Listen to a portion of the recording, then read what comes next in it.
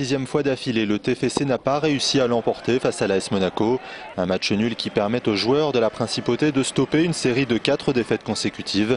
Et sans un arrêt décisif de Cédric Carasso en toute fin de rencontre, les Monégasques auraient même pu empocher les 3 points. On aurait pu faire le hold-up parfait avec cette occasion à la dernière minute, mais bon, je crois qu'il faut pas faire la fine bouche. Je pense qu'un bon point pris à l'extérieur, surtout dans la période où on est actuellement. On a besoin de se rassurer en cassant cette spirale négative.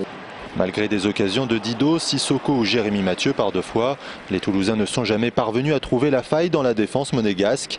Les hommes d'Alain Casanova ont pêché dans la finition au cours d'un match très intense physiquement. On a rarement rencontré des équipes aussi présentes dans le duel, aussi présentes dans le combat.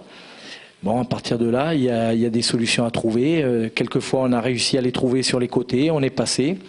On a eu 2-3 situations, c'est peut-être pas suffisant, mais il y avait un adversaire, je pense, de qualité, notamment dans l'aspect défensif. C'est toujours bien de prendre un point. Peut-être que l'année dernière, des matchs comme ça, on l'aurait perdu.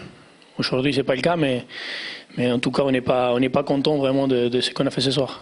Les Toulousains n'auront pas le temps de cogiter. Dès mercredi, ils se déplacent chez leur poursuivant au classement, le Paris Saint-Germain. Un match qui s'annonce donc difficile entre 2 équipes en pleine reconstruction et qui tenteront à coup sûr de ne pas décrocher au classement.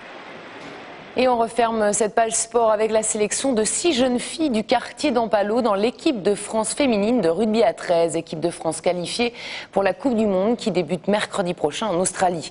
Sans le soutien et la mobilisation des habitants de leur quartier, les jeunes Toulousaines n'auraient jamais pu participer à cette compétition. Explication tout de suite avec Cécile Roland qui a rencontré 5 d'entre elles ce week-end. Regardez.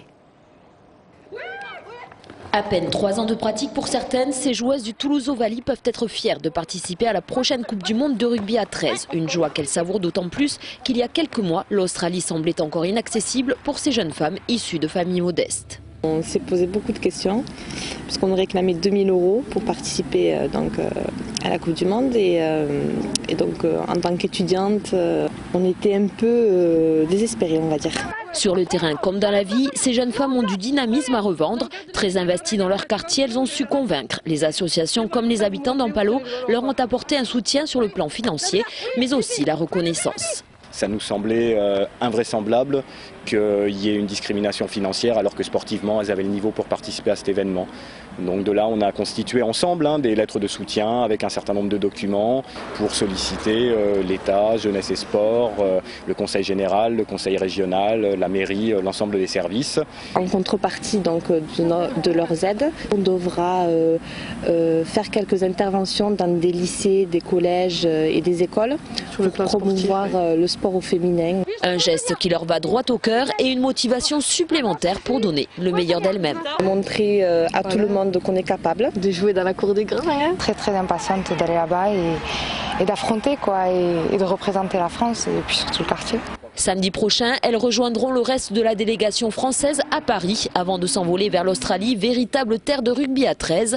C'est d'ailleurs contre leurs homologues australiennes que les Bleus joueront leur premier match le 6 novembre prochain.